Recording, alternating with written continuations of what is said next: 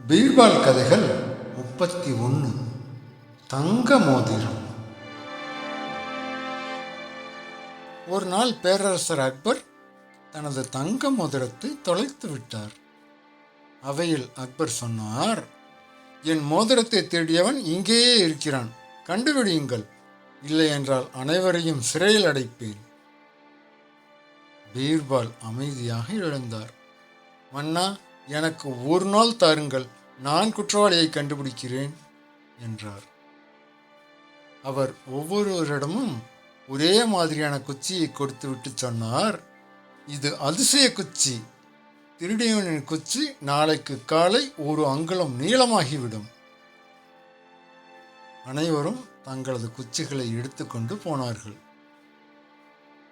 அடுத்த நாள் காலை எல்லோரும் வந்து நின்றனர். பீர்பால் சிரித்தபடி ஒருவனை சுட்டி காட்டினார்.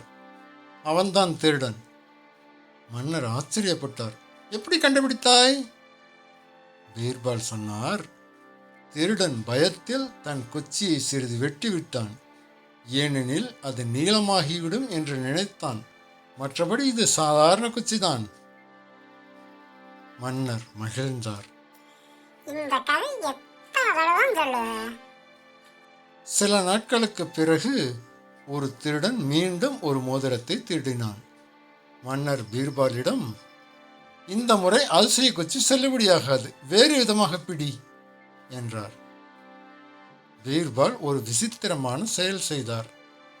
அவர் அவையில் ஒரு பெரிய மைக்குடுவியை வைத்தார். அனைவரும் இந்த மையை தொடுங்கள், யாருடைய கைகளில் அதிகம் மை ஒட்டுகிறதோ அவன்தான் திருடன் என்றார். அனைவரும் மையை தொட்டனர்.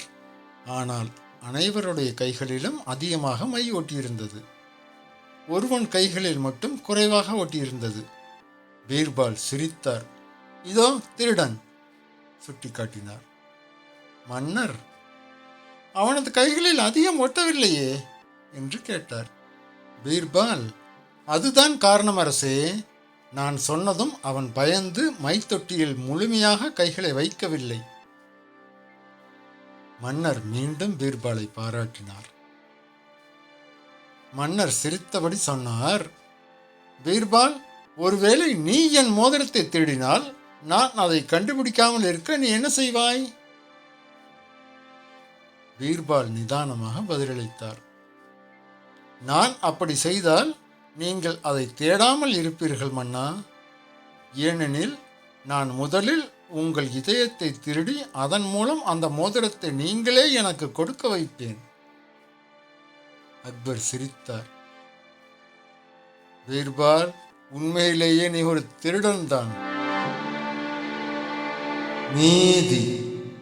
நேரம் சில நேரங்களில் திருடனை விட புத்திசாலியாக இருக்கும். ஆனால் கூர்மையான புத்தி நேரத்திற்கு சவால் விடுக்கும். சப்ஸ்கிரைப் பண்ணுங்க, லைக் பண்ணுங்க, கமெண்ட் பண்ணுங்க. தேங்க்யூ.